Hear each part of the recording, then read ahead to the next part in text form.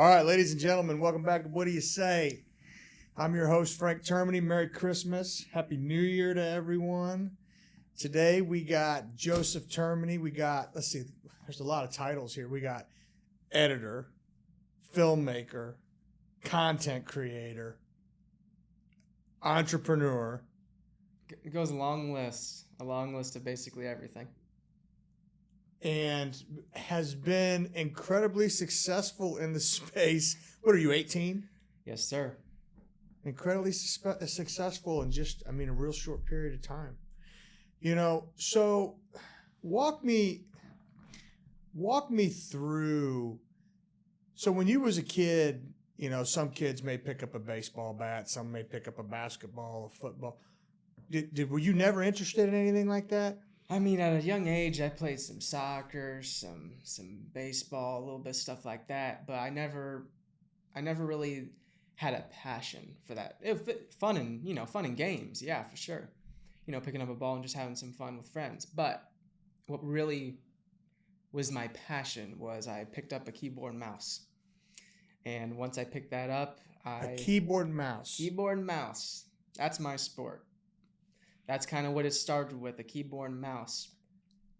Originally, whenever I was like 5 years old, I started getting into like the gaming world, you know, like with Minecraft and all that stuff. That was my childhood. You're going to have to bring me back because that all runs together for me because I've never been a gamer. Mm-hmm. Right. So when you was a kid, what were the big games? Because like when I was a kid, it was Nintendo. Yeah. And then it was, you know, PlayStation and then...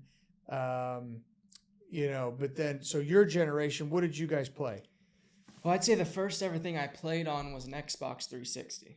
Okay, so all right. Yeah. So the Xbox 360 is what I started on, you know, Halo. Then when that came out, that was one of my favorite games of all time. And then I finally started whenever Minecraft came out. That was like my favorite game of all time. That's where it all started. That's where my first identity was born, was Minecraft, because whenever I was 5, I started playing the game after I convinced her to finally buy me Minecraft. And I just started playing, and Minecraft is a very creative game. Like, it's all about creating, building, you know, bringing things together. Of course, there's some other games on it that I like to play, but it's always a very creative game. Like, in my opinion, playing Minecraft as a kid was beneficial because it allowed your brain to kind of develop, and it's just you kind of use your head with it. So when you were in school, where did you excel? Because I know there's several different types of intelligence. You know, there's your numbers guys, your science guys, your literature guys, there's your arts guys. What was your niche? I would say my favorite thing of all time, which I talk people's heads off about it all the time, is like a lot of common knowledge when it comes to biology. Geography was a main one. Like I used to remember like every single country in the entire world and every single continent.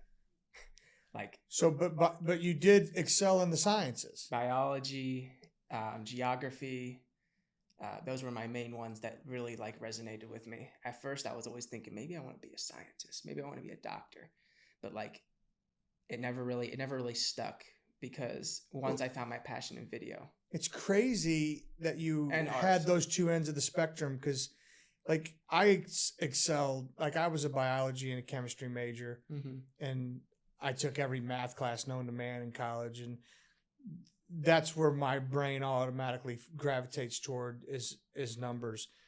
But that other part of my brain, like what you do, it's just like not there. You know, it's non-existent. Yeah. So like, talk to me about like, so arts, like, were you good at that type of stuff too? Yes. Drawing? When it comes to drawing, I've always had like the small capability to put some things together. That's my mom's specialty. That's what she got going for her. She's amazing. Tell me what she does then. She is an abstract artist. So like she does everything from whimsical designs to pastel, watercolor, ink, all that stuff. So she paints. She paints and murals or things that you would hang on your wall. Yes. So like all abstract. I have to think there's crossover there. Actually, there was crossover between me and her. Basically where she would create the design, do everything with that physically, and then I would bring it into some digital altering and we would create a piece together. That's how we kind of started a little bit of my earlier in my creative journey. That's kind of what I was doing. Never really talk about that much though. That was not like ever really the main topic. I've never really gotten into that. Yeah. Really? Yeah, I've never been asked that question. So she'll paint these pieces and then sells them to people. Yes, that is. She kind of. And what's her target market? Her target market is galleries and art collectors. Okay. She kind of slowed down on that in general because I didn't tell her to do this, but she focuses so much on me now and Termini Media that she just basically is my manager, and I told her, you don't have to give up what you're doing. I can do this myself. Maybe it'll be a little bit harder. I didn't tell her that though, but she just put it all down, set it aside, and chased for my passion. And I can't be more grateful because she's a big help when it comes to getting me clients. So you had some turbulence though growing up. Yes. Let's talk about that. Well, what do you want to know? So let's talk about your relationship with your dad.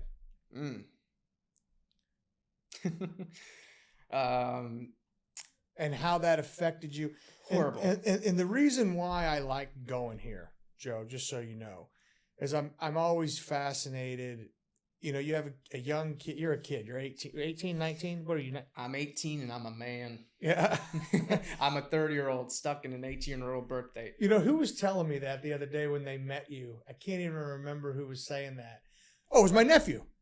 Right? Because he's your age. Yeah, George. And he's like, man, he seems so refined and polished. And I'm like, I mean, you know, the dude's not where he's at for nothing. But I want to touch on this because being able to overcome that in your life and be where you're at today and how it shaped you, I think it's important. And I don't want to bring up bad stuff, but yeah, I mean, it's important for the audience to hear that. I mean, there was some serious turbulence growing up. Yeah, it was a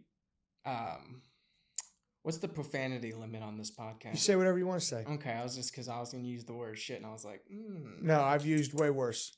Here, you want to know what's something really funny? What's up? Some little lady came up to me, and I didn't even know who she was, but she caught me at the gym, and she was upset that I kept using the F word in my podcast, and my knee-jerk reaction was, don't listen to it. I'm saying whatever I want to say on my podcast. Yeah. But then she said, you know, because I'm a Christian and I have no problem saying it. She said, you have to conduct yourself a different way is what she said to me. And it was really convicting. And so then I told my brother, I said, I can't say the F word on the podcast anymore. So, but anyway, no, you could say whatever you want to say. Okay. Yeah. So basically, yeah, it was just a shit show. I know a lot of people have had hard pasts and not everyone talks about it. And all of us have always had our own struggles. So when I get into my past and all of that, it's not like I'm trying to throw a pity party or I'm trying to say that I should be treated a different way because of it. No, I'm just telling you my story. Every story has its own adversities. Everyone's been through worse things than me.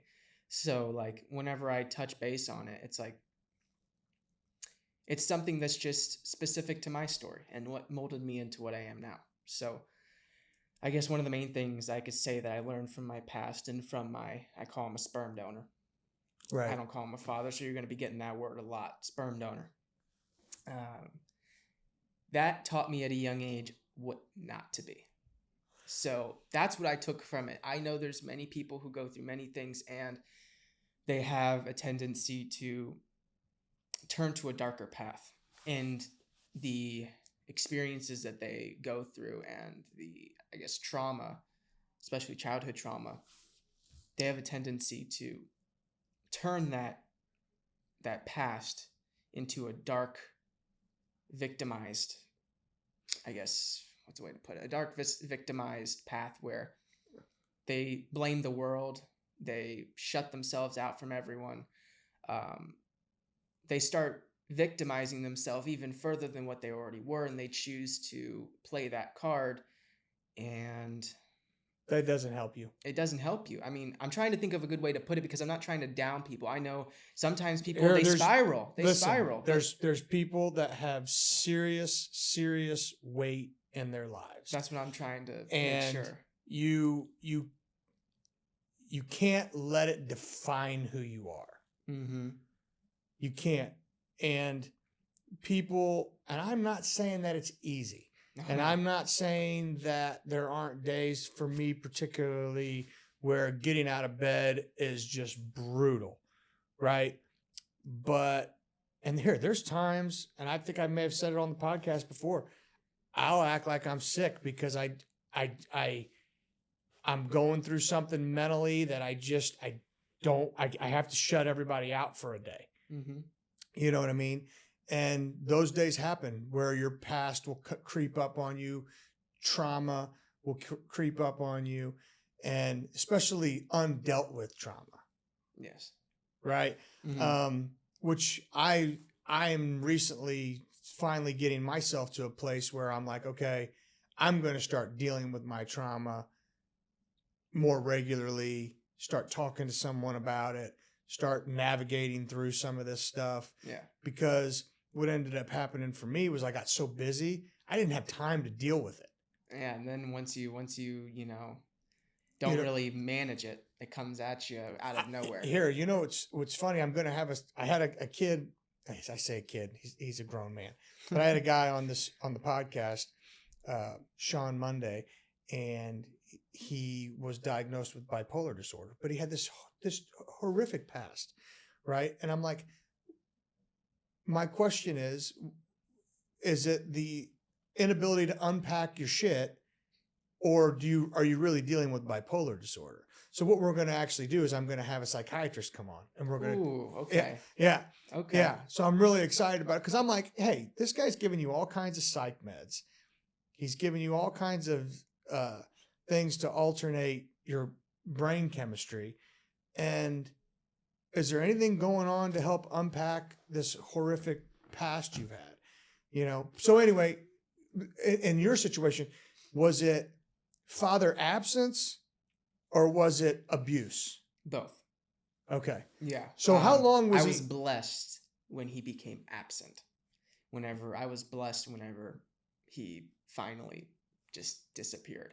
That was the best change of my life. How old were you when he just said, I'm out? 5. So up until then, what did you deal with? I'm not going to get into all of it, but there was a lot of emotional and verbal trauma and abuse that towards you or to your mother or both? Both. Okay.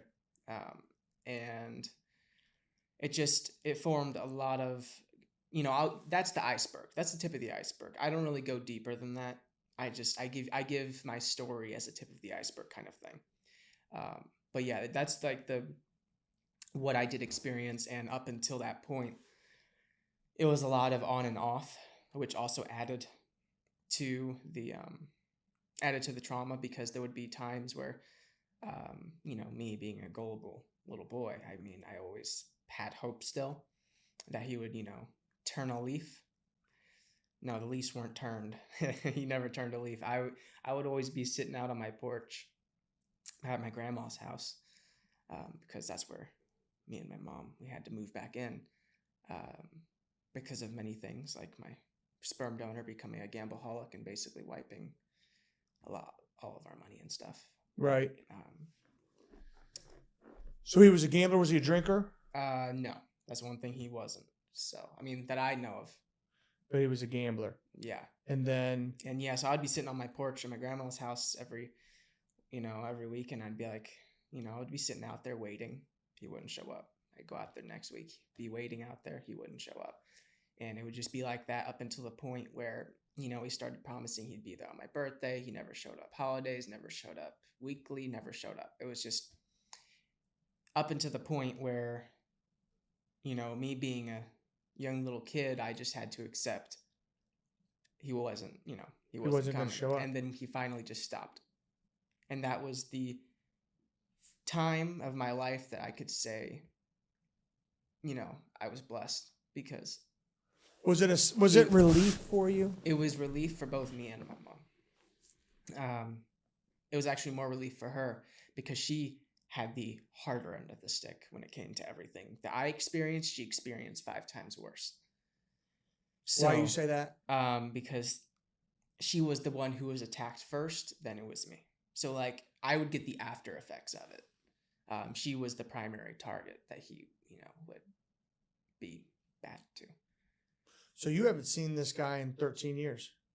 Yeah, all I know is I'm very glad that I haven't, and he's missing out. Yeah, that's all I gotta say, and that's what molded me into who I am today. I grew up fast. You know, I grew up fast because of the environment that I was in. My entrepreneurship mind started whenever I was, you know, really 7 years old. But like I was saying, is what 5 years old is when I started gaming. It became like my safe place, where I kind of just got to separate myself from everything and just enjoy my childhood. It's actually where I met my best friend on Minecraft 8 years ago. I met him. That was like the prime of my gaming time. And by the time I was 7 years old, I started a little YouTube channel called Mr. Bosstastic. Mr. Bosstastic. And that's when I started making little skits of myself, like sneaking into the fridge at 2 a.m. like a spy movie. I would make Minecraft videos with my best friend Sam. I started like editing videos for myself. That was at 7. That's where this whole thing started. Editing videos. So like you would take a video and then just change it. Edit it, yes. I would create a YouTube video. That's where I started. And then by the time I was 10, I started actually getting into visual effects. So I would like, you know, start editing videos for gaming YouTubers and all of that kind of jazz. And then by the time I was 12, I got hired by a gaming organization as lead of visual effects and content creation. And there was like 30-year-old men that were below me at the time. So what? That's where I was like, okay. My mom was like, where are you making this money from? And I'm like, she was like, what are you selling? I'm like, wait a second. Hey. Wait a second. You at 12 years, how did they reach out to you? Well, I reached out to them. I started hounding and just throwing my name out there into different servers and places, because that's where you would find these people, Discord servers.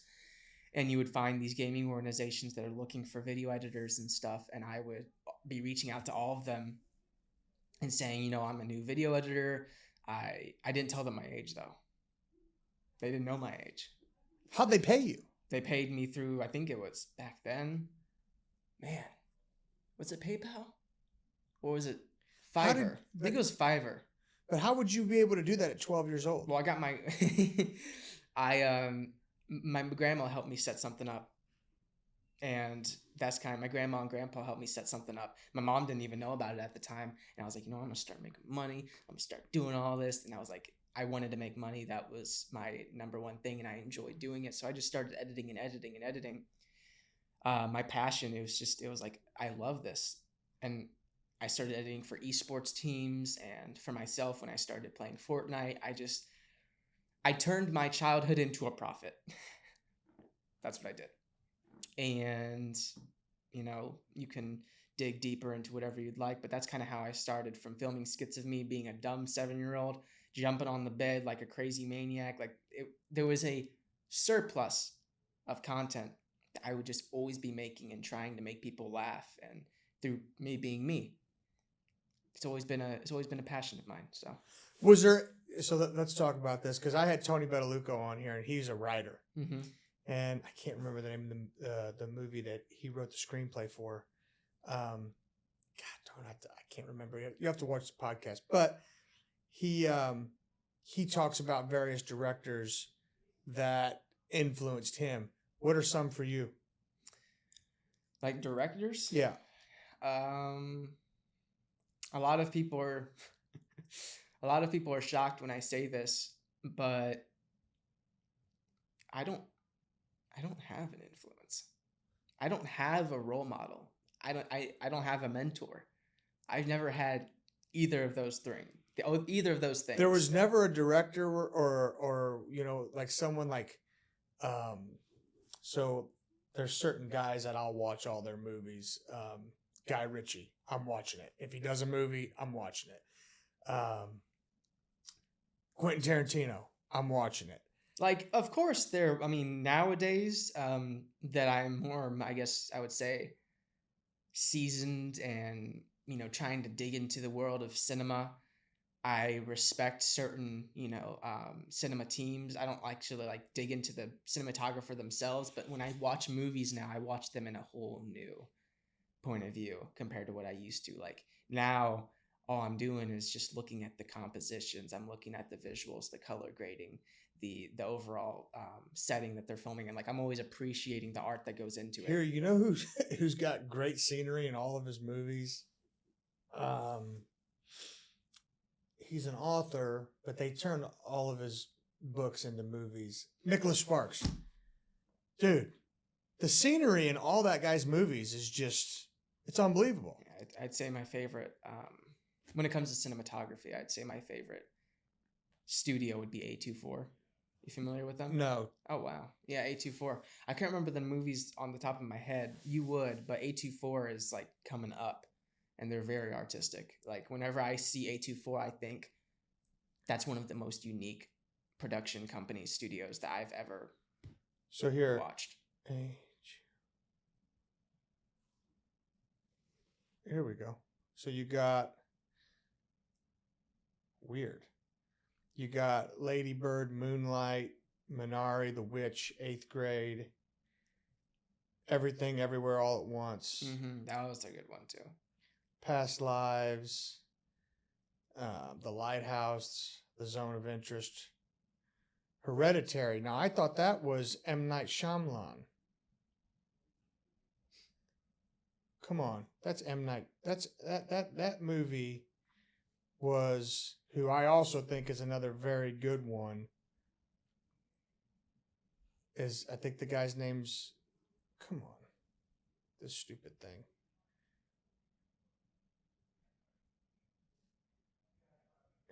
Here we go. 2018 film.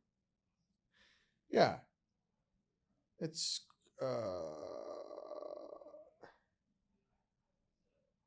why did I think it was M. Night Shyamalan? This guy, it's saying it's Ari. The director's Ari Aster. Huh. M. Night Shyamalan is who I was thinking, but it's not. He did The Sixth Sense and Unbreakable, The Watchers, The Visit, Signs, Glass. Oh, Glass, yeah. Yeah. The Happening. I think I preferred Split over Glass. So I've heard both of them are really good, but I've heard that Hereditary was really good. So that's A24. Mm-hmm. Okay, so at 12 you're getting paid. Yeah, basically. Okay, and then how long does that last for? I'd say until I was about 15 is when I kind of quit. Why? Some past experiences kind of creeped their way back up on me. Another just past trauma and just certain emotional factors that kind of got in the way. You needed to take care of your head.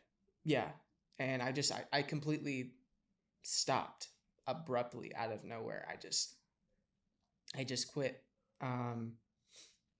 And I'd say that moment that I stopped, my mom was like, what's going on? And we talked about it and everything, but I never thought I was going back.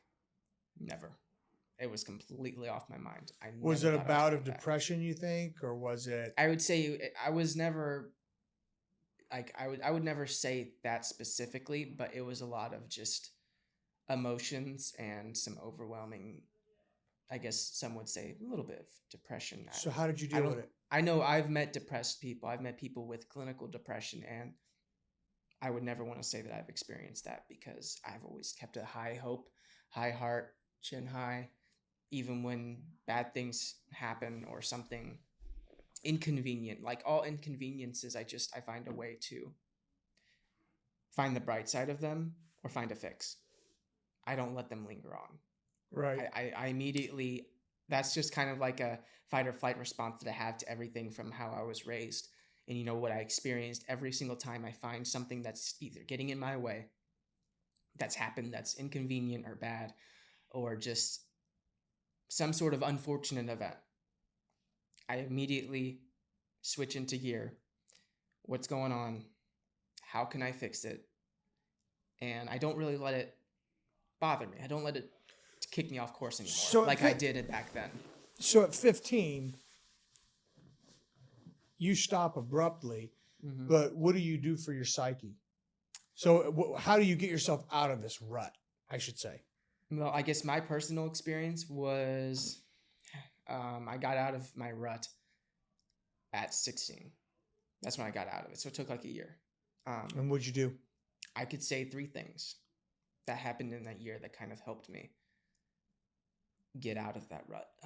One of the things was spending more time with the people who, you know, love me and care about me, which is my grandma, my grandpa, and my mom. Those are my three main musketeers. Got it. And then the fourth, I would say, which is one of the most important people in my life that helped me get out of that rut and has always helped me keep me on track and, you know, basically just be there for me, is my best friend Sam. I mentioned him back when we first met. He's the kid from Illinois, Chicago, and he's always been there for me. He was like my online friend that I finally met in person 6 years ago, and then I re-met him earlier it's 2025 now, but yeah, in 2024 I snuck my way to Chicago and surprised him. So that's one of the reasons. My friend Sam, best friend, brother from another mother. He was always there. He kind of helped me work through things. My mom and my grandpa and my grandma, just spending more quality time with them. That was the second thing that kind of just, I don't know, recuperated me. Yeah. And the third thing was doing things that I enjoyed outside of editing, like just taking time to myself, playing video games, you know, like just breaking away from life for a moment. And luckily I had the opportunity to do that. Well, you were still so young. Yeah, that's what I'm saying. Luckily I had the opportunity to do that, because if someone's going through that type of crisis when they're older, they have all of these responsibilities. They don't have that time to fall back onto a foundation. I had that foundation, my grandparents and my mom.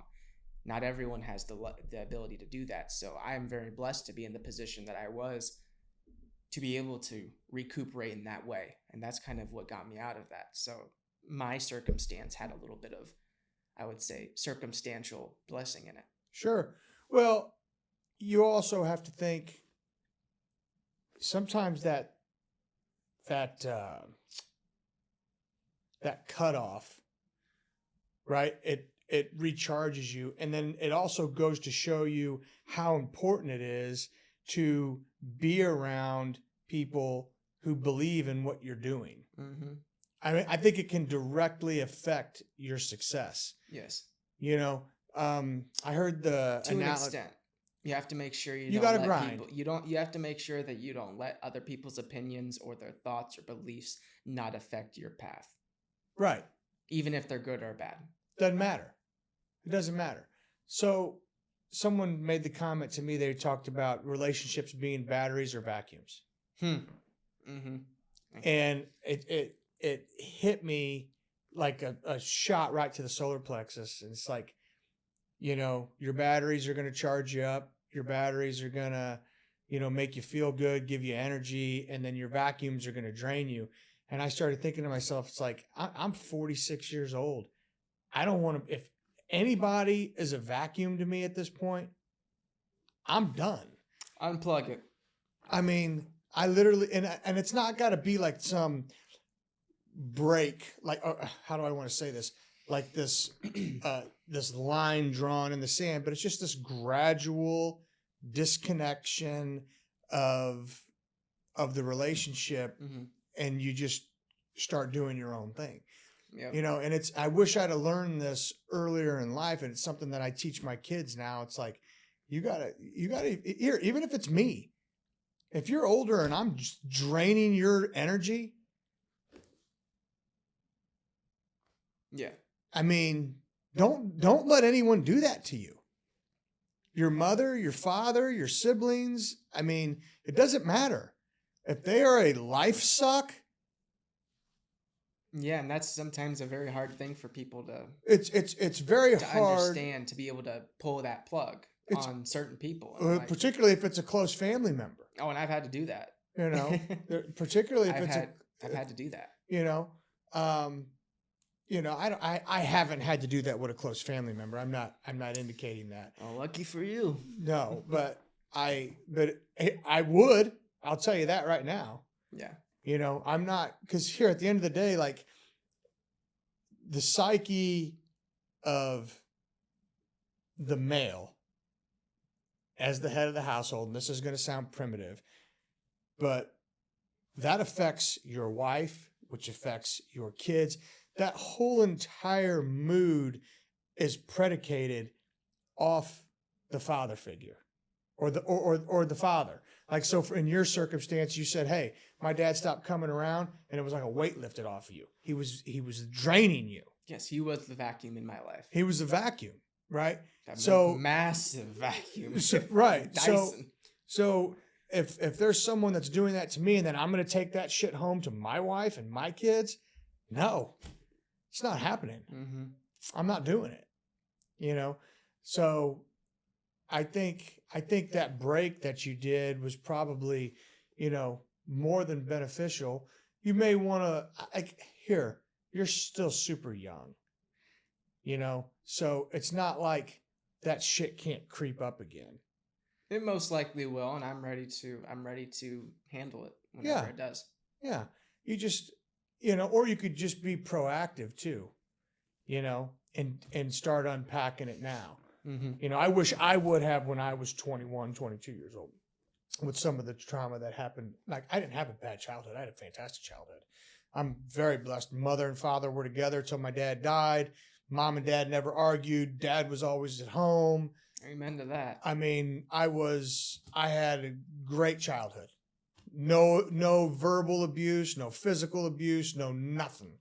I mean, but I have had, trauma happen in my life that you have to deal with, and it has to be unpacked, because here's what you can guarantee: more shit's gonna happen to you. Yeah. And so if you don't unpack this shit over here, it's just gonna be compounded over on this side. Yeah, it's gonna stack. It's gonna stack. So imagine like you keep getting Amazon deliveries and all these boxes you gotta open, and then eventually it's sky high, and you're like, oh well. There you go. I should have opened all those boxes beforehand. Yeah. Now look at what you have to do. Right. It's overwhelming. It's overwhelming. So instead of having it stacked on top, you can start layering it out in front of you. Mm-hmm. So let's talk. I want to talk about the People's Choice Award. Okay. So at 17 years old? It was 17 at the time. Yes. I was 17 at the time. Yep. 17 years old, you win a People's Choice Award. What was the name of the film? It was At War with Love. It was a silent film. I originally didn't intend it to be the film that I was going to submit to the film festival, but I did, and I had a large surplus of votes that saw the art in it, and they saw the creativity, it was basically like a moving art piece. There was no words. It was just telling a narrative, that kind of went through 3 phases of time. It went to the past, like I would say the days of like royalty. It showed off an artistic vision of that and a couple coming together. And then that same couple being reiterated into the modern world, punk style, like just showing a relationship kind of starting to become toxic in this modern time. And then a futuristic take at the end of the short film that basically had a iteration, the team's own version of climate change. So like the skin was all crystallized and colored in different ways, insinuating that in the future there would be a element of evolution that the human body would have to undergo to, let's say, handle UV rays and environmental factors that are much harsher than they used to be. So we've developed this crust and this new type of So it had 2 people in it. That's it. 2 people. How'd you pick them? I didn't pick them. It was I came in onto the whole thing, and started pitching ideas halfway through it. But the original idea was from a photographer called 5 Media. Fantastic photographer. He had a photo shoot in mind, and I was like, how about let's turn it into a little film? So I took his vision, his dream, this art piece that he was going to have through photo and turned it into a short film. How long is it? It is 4 minutes. 4 minutes long. 4 minutes long, I believe. Yeah. 4 minutes long. I'm going to text myself the name of it. Is there a way that we could put it up here, I wonder? Tell me the name of it. It is At War with Love. You could probably add it in post if you'd like. Oh, I guarantee they can. At War with Love. I could send that to you because I have a few other things I could send to you as well. Like whenever I was mentioning my childhood, I have certain videos. Oh, how about this? They just texted to me. Oh, they just texted to me. Okay, cool. How about this? Huh? Yeah, so we could put this in.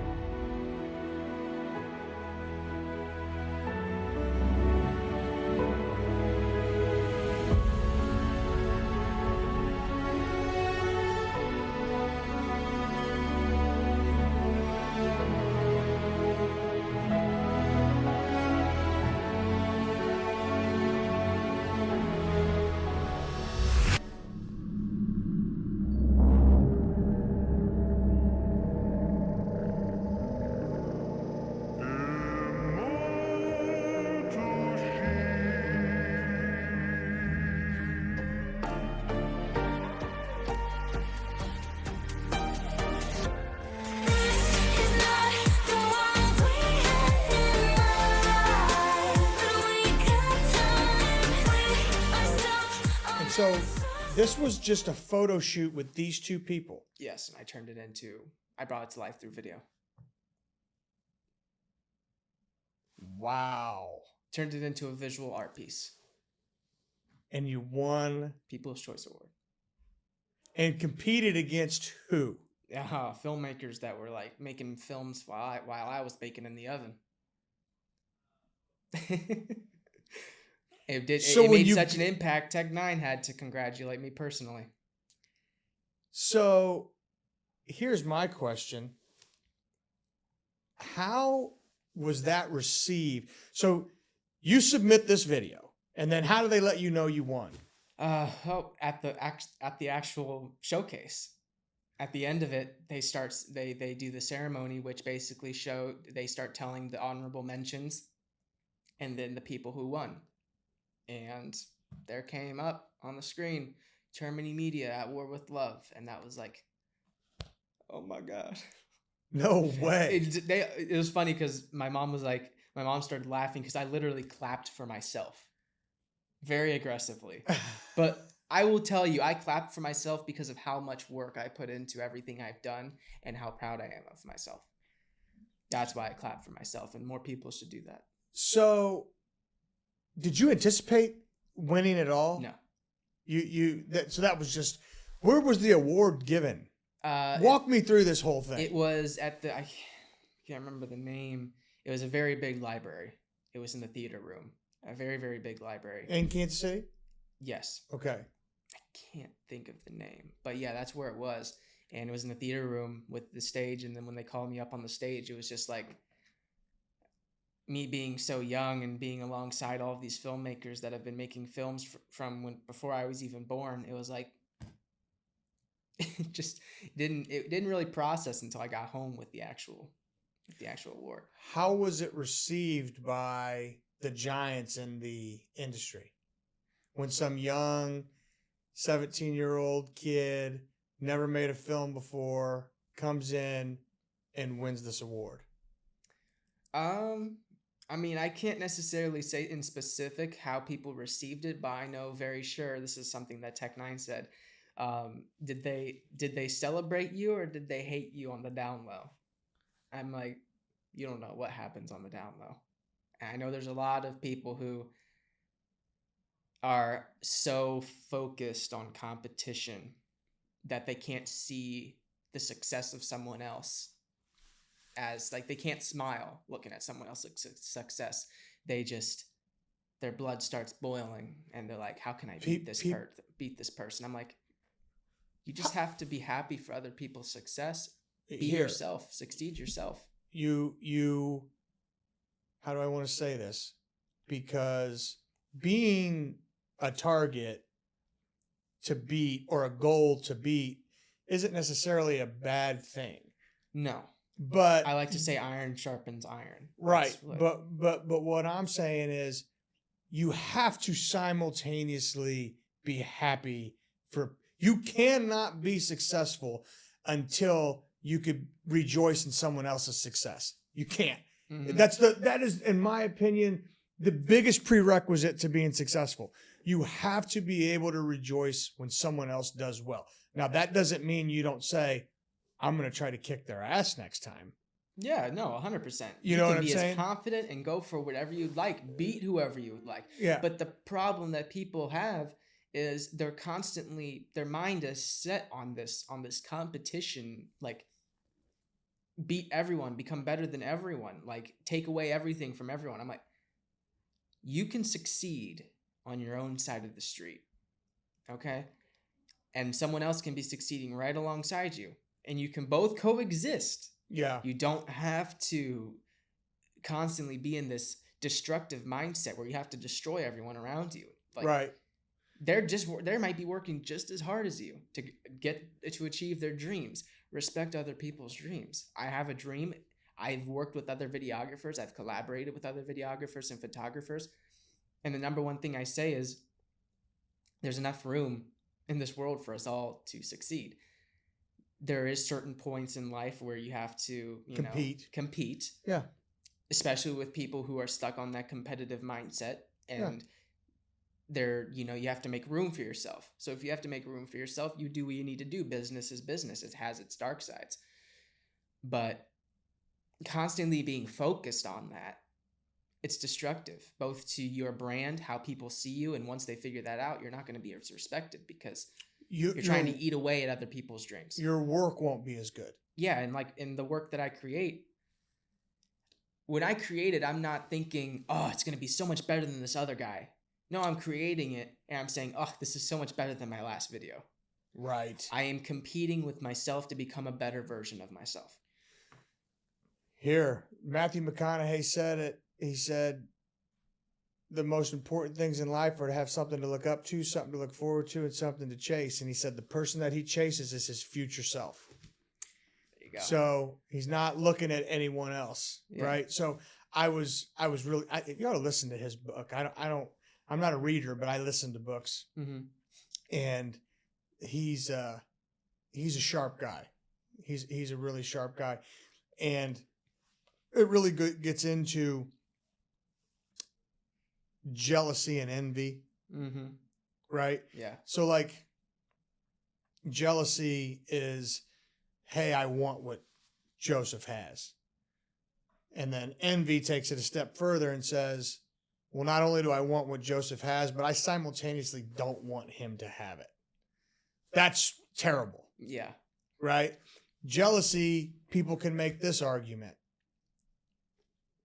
I want what Joseph has, so maybe that fuels my fire to work harder, work longer, grind. And I would hope that, people who see my work, that's the effect that it has, not necessarily in the word jealousy, but I could say I can't even remember the amount of videographers and just creative people that have reached out to me and have met me in person, and they're like, "You're Termini Media? Oh my, it's so nice. It's so awesome to meet you in person." I'm like, I even got recognized at Starbucks. I'm like, the places that I'm going, I'm finding people who know me, who look up to me, and other videographers who have literally told me, like, you're such an inspiration. I look at your videos before I film, and that's kind of what motivates me to become better. Like, and I've only been official as Termini Media for a year, and I'm like, that's just...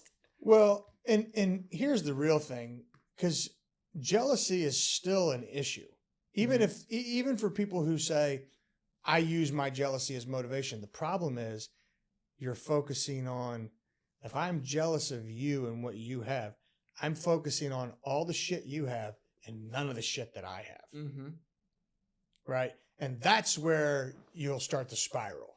Yes. You lose yourself in someone else. And that's not good. Mm-mm. So when I owned my own business, I was so focused on what I was doing. Mm-hmm. Right. I didn't care what the other physical therapy company was doing. I didn't care, they have this, they have that, they have this, they're doing that.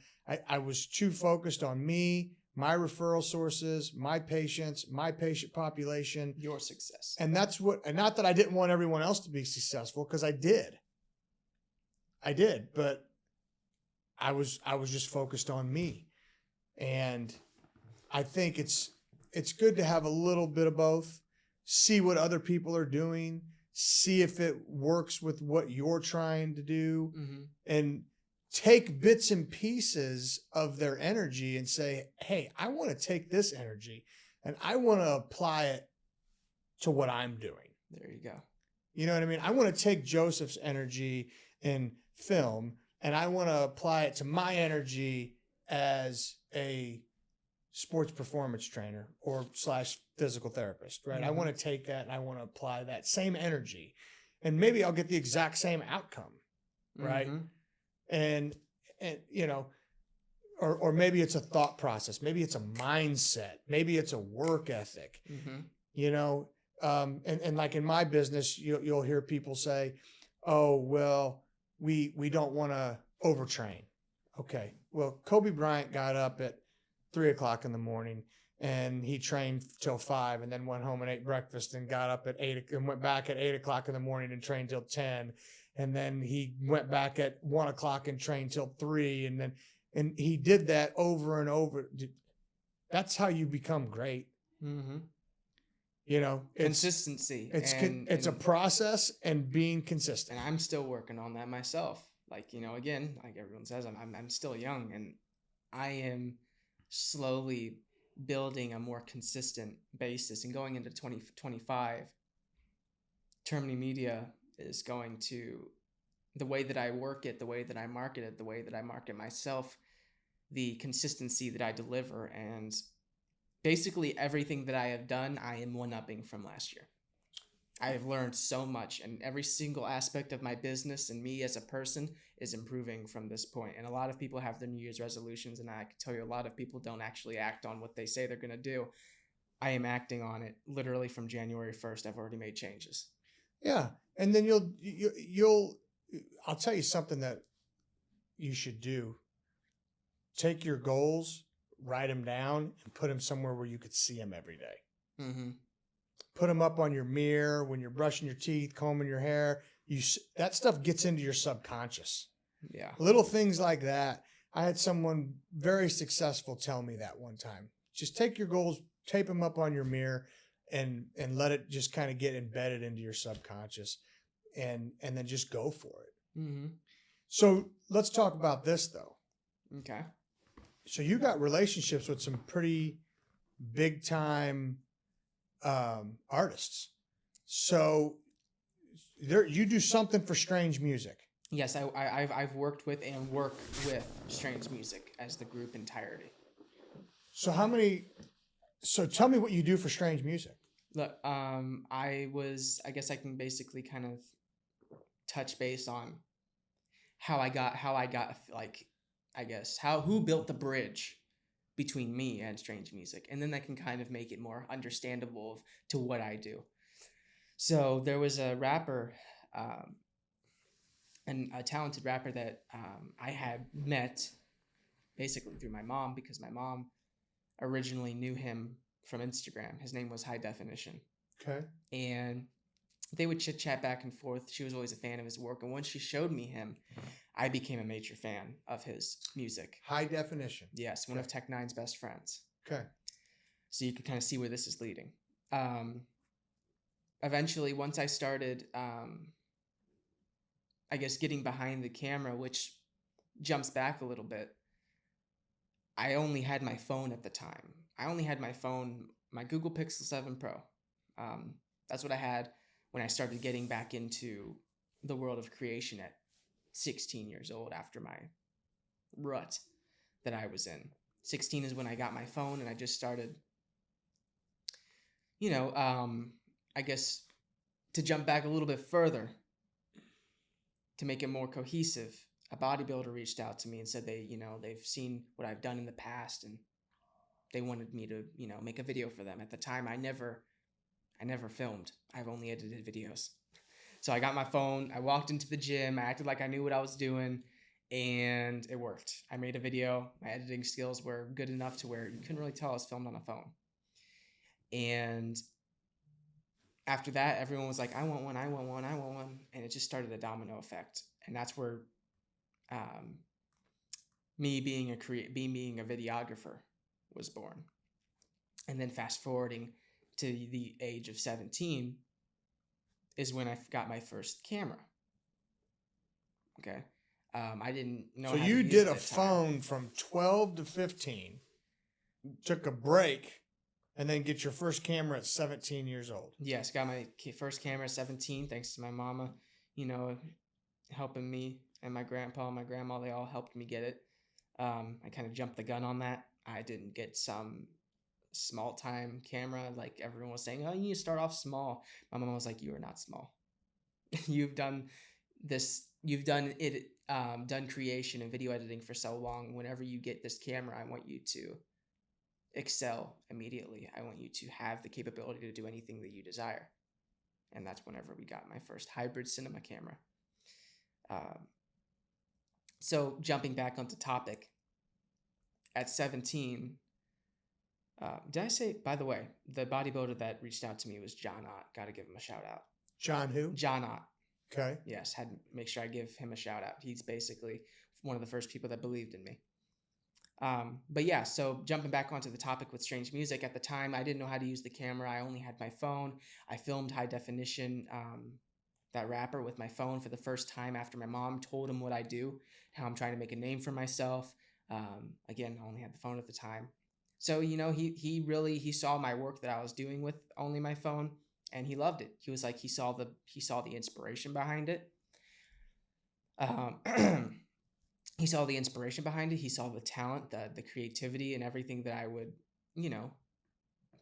how I would make my videos. He saw that there was a lot of potential. So he messaged me one day, told me, your mom told me so much about you, which happens with a lot of people who hire me. It's always, she's working, and then she works as me too. So,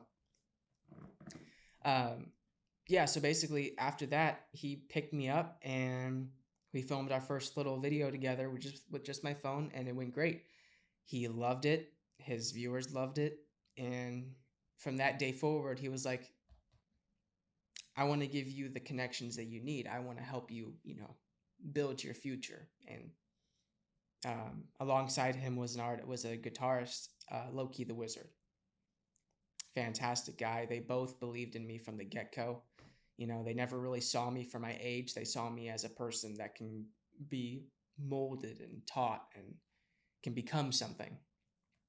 So from that day forward, the first time that he brought me to Strange Music was the first day that, I was like, this is the next level. this is where Termini Media can finally be recognized and respected and credited for all of my work I've done. Had my camera at the time, the Canon R5C. Walked into Strange, and he started introducing me to everyone. Joey Cool, X-Rated, King ISO, all. How many artists they got now? Oh, they have a lot. Those are the main ones that I know, that I've met. And then throughout meeting all of those people, there comes the one and only. My kids love Tech Nine. Tech Nine. My kid, I'm probably not Father of the Year because I let my kids listen to Tech Nine. You are Father of the Year because you let them listen to Tech Nine. I make them listen to the versions without swearing. I at least do that. But my kids and my daughter Gianna is fascinated with Joey Cool because she's like, Dad, how does he rap so fast? I'm like, sis, I have no idea how they do that. But well, I've seen it in person. I filmed it in person. Okay, so then you start filming so do you film videos for these guys? I've filmed lifestyle. I've filmed BTS. I've filmed Day in the Life ofs. I've filmed my first ever full-on music video for high definition that had a cameo of Tech Nine in the video, which I still, for some reason, I released it on YouTube and I never released it on Instagram. I only released a snippet. I'll be doing that soon. I'm going to be releasing the full music video that has X-rated, Tech Nine, high definition. Tech Nine, X-rated both have a cameo in this music video. This was my first ever music video I've ever made. I've done little short, like I would say, short form music videos, but I've never done a full one. And this was my full-on production in music video work. And my first ever one had to feature Tech Nine. How many videos have you done? Music videos? Yeah. That was it, just one. And, So the rest of it's been behind the scenes? Behind the scenes, short form music video work that I've just been doing. Tell me what that means. Basically, you have to forgive my ignorance. ignorance. A few verses from a song and you make a 45-second, 1 minute long video out of it. Got it. To promote a song. So I did that. It's like a trailer. Mm-hmm, and I did that for Joey Cool, and we plan on doing that again. Okay.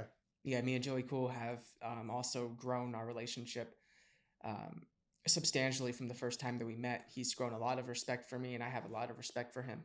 So, is Tech Nine the only artist from Strange Music that's from Kansas City? Or are these guys from, where are they all from? I'm pretty sure not all of them are from Kansas City. In specific personal details, I'm not the most fond of the I'm not fond. I'm not the most, I guess, familiar yeah. with the specific details of the artists in general. But one thing I do know is that they're all very talented, and it's always a pleasure, whenever I get to be around them and work with them, and it's just. And I hear that Travis O'Gwen's a freaking genius. Well, look, of course he's a genius. Look at Strange Music. Look at the cars that he has. I mean, he's got a new spaceship every week. Yeah. I mean, I heard he's incredibly intelligent. I you know what? He would be a cool guy to get on here. Because I know I think he started out in the furniture business and then migrated over into the music space. Yeah, they really started coming out in 1999, and that's kind of where the first Termini connection was built between Tech Nine and the Terminis, was because my grandfather and my uncle owned a club called Club Life. I remember that. Back in 1999. Hold on. Okay, it's funny you say that. I met Tech Nine for the very first time at Club Life. There you go. That's where I met my him. grandpa and my It uncle. was right down there by John's Top Deck. This is right diagonal from it. It was a real nice place. Big. Yeah, down, like across the street from the library. Yeah. That kind of also got it closed. That was Sal's? Yeah, it was my grandfather, Joe Termini and Sal Termini. Okay. Mm-hmm. Okay. I didn't realize that. Okay. Yep. And then they hosted, I say we, but they hosted his first album release party. We started Tech Nine.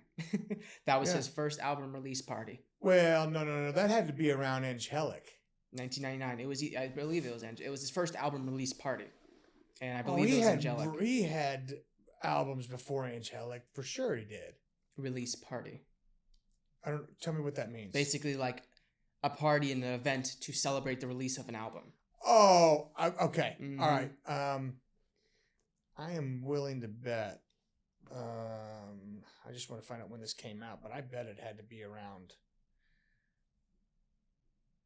I'm trying to find out when it came out. Oh, this says Angelic was 01.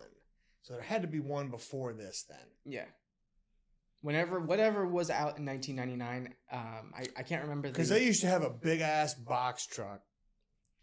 And on the side of the box truck was the cover of the album. And they would, run around town. I know that because when I was with Tech Nine, we had a picture of the flyer from Club Life with Tech Nine on it with this first album release party. Club Life, Tech Nine. I had the flyer still around, and Tech Nine and I were looking at it.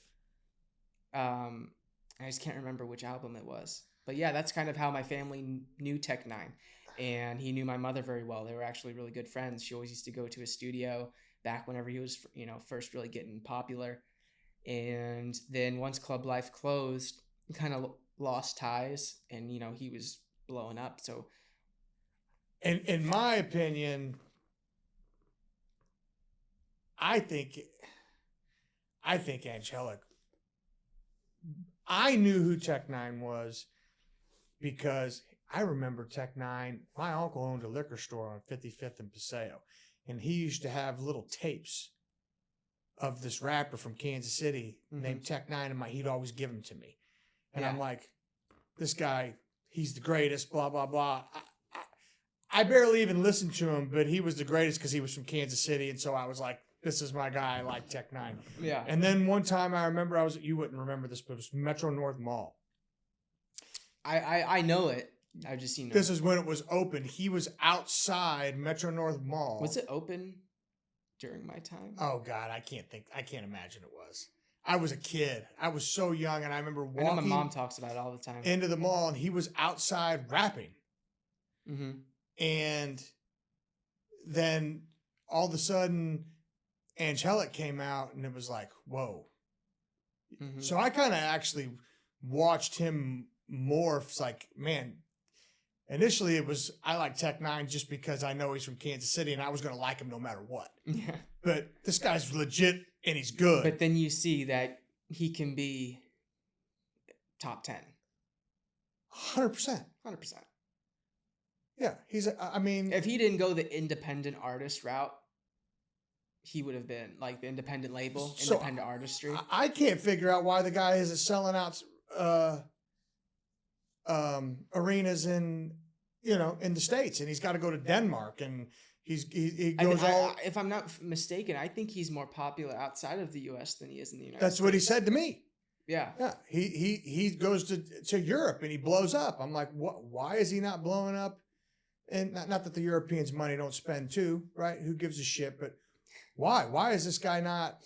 It's called independent artistry. He never, I guess, sold his soul to the big time labels and all of that. He was always self-made and self-labeled. Something to say for that. He created everything himself. And some people say that was a mistake. Some people say it was the greatest thing he could have ever done. Hey, not for nothing, but he does what he wants, when he wants, how he wants, and you don't have to listen to nobody. He lives the life that he wants. Yeah. There you go. Yeah. And he ain't hurting for money. So, Yeah. And at the end of the day, how many of these guys... And he's still very humble. Like, I sit down and eat with the guy. I sat down and ate Hawaiian bros with the guy, and it just felt like a good old afternoon. I have met him on several occasions, and you're right. So I remember one time we were at Lazia, and my wife knows I'm a huge Tech Nine fan, and my wife's like, "Come on, you got to go talk to Tech Nine," because he was there, and I'm like, I'm not gonna go bother the guy. He's with his wife, and he had a little baby girl with him. Mm-hmm. Well, I say baby. She was probably 6 or 7 at the time. This was probably 5-6 years ago. I said, I don't want to bother the guy. He's with his wife and his kids. So what's my wife do? She goes up to him, taps him on the shoulder, starts talking to him. And he sat there with me for 20 or 30 minutes, and just shot the shit with me, and I was trying not to be a pain in the ass, but he, he kept engaging, and he was just super nice. Well, then we have mutual friends, Steve and Nina Raylos, and he was at the wedding, and when he was at the wedding, we sat at the same table to him, and he was like, you know what? If I don't want to deal with people coming up to me, I stay home. He said, it comes with the territory. So if I'm out and someone comes up to me, it is what it is. Nicest guy in the world. Super humble. Yeah. Well, the whole Strange Music family welcomed me with open arms. Yeah. I mean, just this new kid on the block, they saw, they respected me for who I was, how I presented myself, the way that I talk, the way that I move, the way that I handle everything. Like, they've always respected me for who I am, despite my age. Well, that is a good plug-in, clearly, right? Not to mention your independent stuff that like you and I are going to do some stuff on the side. Stay tuned for that. We got some work coming. When are we doing that? I'm waiting on you. I'm waiting for that confirmation still. We got to do. Here's what we need to do. I think you were mentioning the 13th. I think that got booked up. You booked up on the 13th? Yeah, pretty sure. 13th's a Monday. There's a 0% chance I could do that. I would have to do it. The best time to do it would be on a Friday. Okay. We'll touch base on that. Yeah, I definitely want to do that. We can. But so you have this book of business from Strange, right? Mm-hmm. And then you have, how many independent clients do you have? Like Frank Termini's of the world. I mean, I've never put a number on it. Because it's always fluctuating. But I could say, like, I've worked with very substantial names in Kansas City. Like, we can go through. Jamison Lang is one of them. He's a fitness influencer in Kansas City. We did campaign ads for Body Armor, Ralph Lauren, Dove. When's that one that we just did with my nephew and Charles gonna come out? Oh, Sport Coffee. Yep, that we're waiting on it. It's a long process to get everyone in line, like Bobby Stroop, Patrick. Oh, so you still got more people. You have more filming. I have more filming to do. I have finished. What is it? I filmed 2 pieces of it. The Jeremy Barnes referee part with St. Pius, and I filmed Christian Andreos, the KC Comets player. Yeah. So then we still have Jillian Carroll, former Chiefs cheerleader and Casey Current MC. We've got Joey Cool from Strange Music. We've got Reagan Steiglitter. I don't know if I'm saying that wrong. Please don't kill me.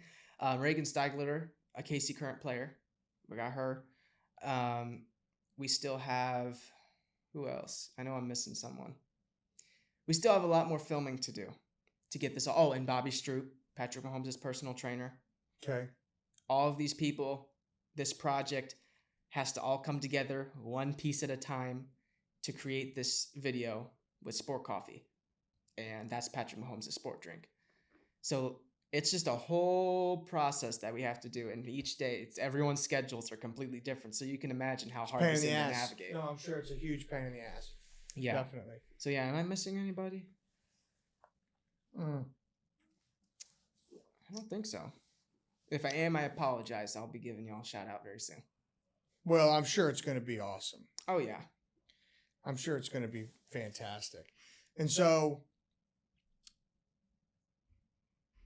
tell me the trajectory.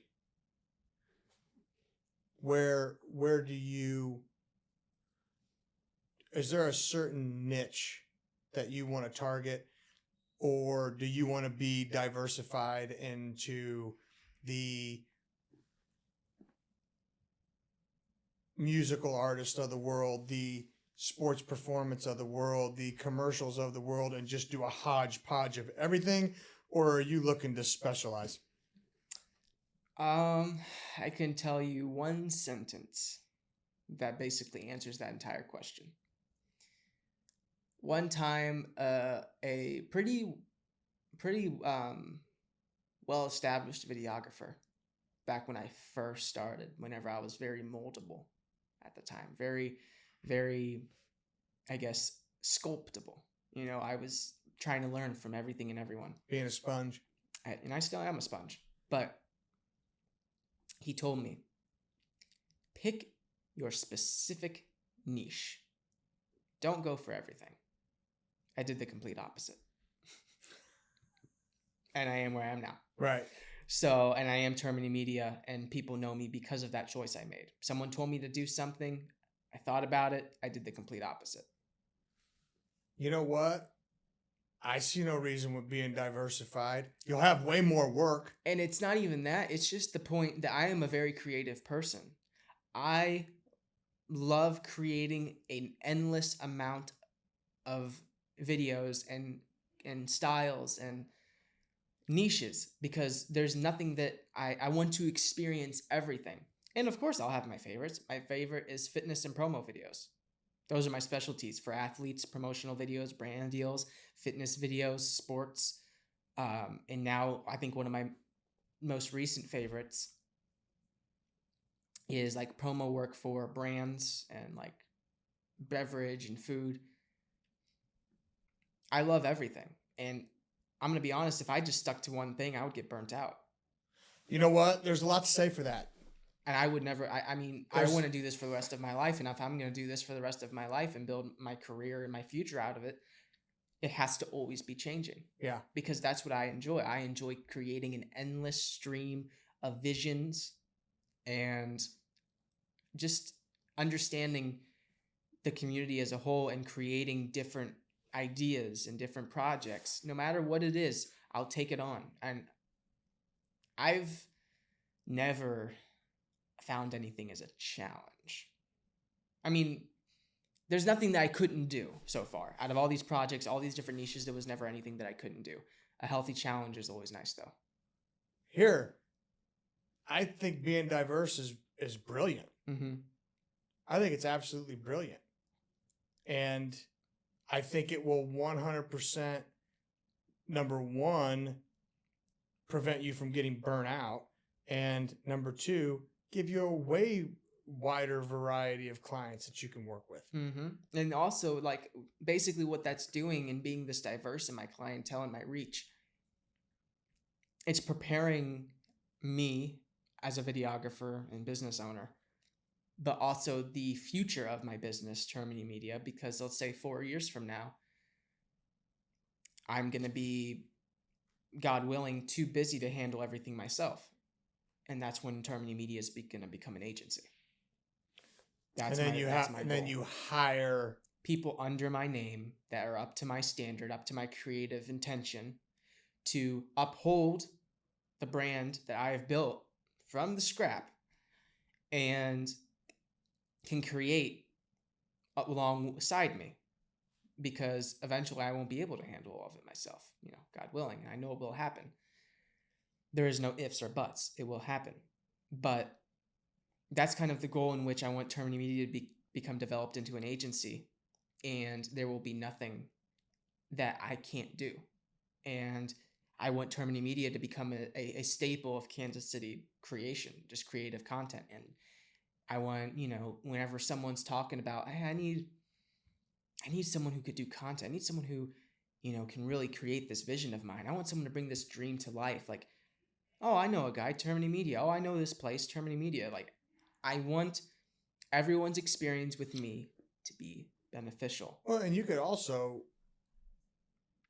places like Moss Marketing Group can use Termini Media for content creation for their customers too. Mm-hmm. So there's all kinds of avenues for you. Yeah. There's all kinds of avenues. Well, here, you know something? If you can do what you love and call it work, buddy, I mean, you are so far ahead of the game. Yeah, I've heard that a lot. I mean, that's badass. That's bad. So are you going to go to college? That is still indecision, because 2025 is my year of graduation. Right. Yeah, so still indecision. But I'll tell you one thing. From every single entrepreneur, business owner, successful millionaire that I have ever been around, they all say no. They all say it's going to take away from what you're doing. It's going to make a big stunt in your growth. It's going to affect, I can't see any reason why I would advise you to go to college. Except maybe money management. But fuck, hire an accountant. Who cares? I said the F word. It's the first time. But hire an accountant. Pay them to do it. I mean, that'd be the only thing, is to learn some accounting and money management. But, I got 8 years of college and I don't know, everything that I took was all science and math because of my degree. So, I mean, and I made some terrible mistakes and put myself in some pretty bad positions because of poor money management. Gosh, that's a tough call. I think what I would probably do when it comes to that, I think the advice I would give you is just don't try to do it on your own and put yourself around someone who's smarter than you are when it comes to finance. Mm-hmm. You know what I mean? Hire someone to do that stuff for you. Yeah. And I would definitely do that. But I can't imagine that you would need to go to college. I couldn't, take again 16 hours a semester and spend all that money. And what's it going to do for you? I mean, I have my career path. I have my passion. I have my dream. And I just, I have to decide whether or not it aligns with my goals. Yeah, I don't know that you need to. I don't know that you need to do it. Well, I thank you for coming on. I wish you all the luck in the world. I'm excited to do a couple joint ventures with you and definitely see how this sport coffee commercial comes out. Yeah, it's a big project and I'm very, very excited to put it together. I mean, there's so many different aspects of it from different point of views and different careers, and all of that comes together to show one thing. Why does sport coffee come in play? Why does it come into play? It gets you going and it keeps you going no matter what job, no matter what niche you're in. If you're a teacher, if you're a soccer player, if you're a KC Current MC, no matter what you do. That's another one. Haley Lewis, a sports reporter. She does work with the Chiefs and all of that. Sports reporting, it comes into play. No matter what you do, sport coffee can keep you going and get you going. Yeah, I think you're going to do good with it. Yeah, I love to bring brands, visions, and their the way that they want to be seen and represented. That's the way that I build brands' content. Like just recently, I did a video for Cafe Corazon. Cafe Corazon is by far one of the greatest coffee shops in Kansas City, and it's just a wonderful environment. And one of the co-owners, Dulcie, she is fantastic. She's the wife of Christian Andreas. Okay. That's kind of how I got my foot into that world. And a major shout out goes to Christian Andreas. He is officially not only just a client, a friend, and one of my biggest supporters. And there's so much work that's coming into play in 2025 that revolves around me, Christian, and Dulcie from Cafe Corazon. That's good. So I know a lot of people love that coffee, and I love it too. So. I'm going to have to give it a shot. Yes, go now. Go after this. Yeah, I'll have to give it a shot. Well, anyway, thank you very much. I appreciate it, and I wish you all the luck. If there's anything I can do to help, just let me know. I'll be more than happy to help any way I can, and I'm excited about it. You already have. I called you up. I said, I need a football player. I need a field. Next minute, boom, you got it done. Well, so, thank you. Anything I can do, I'm there for you, buddy. Thank you very much. I appreciate you.